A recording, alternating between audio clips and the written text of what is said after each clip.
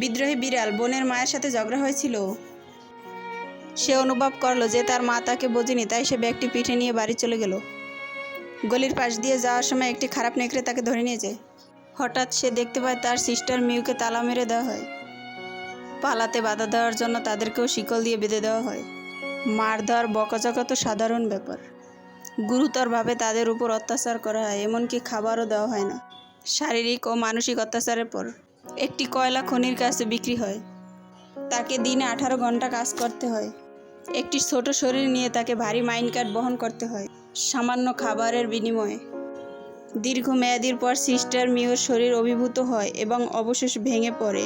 ঘুমিয়ে থাকাকালীন সে স্বপ্নে দেখে যে তার মা সুস্বাদু মুরগির রোস্ট রান্না করছে এবং তার সাথে যা ঘটেছিল তা খুবই হৃদয় বিদারক ছিল। হ্যালো বন্ধুরা, গল্পটি ভালো লেগে থাকলে চ্যানেলটি সাবস্ক্রাইব করো যাতে তোমরা আরও নতুন নতুন ভিডিও দেখতে পারো।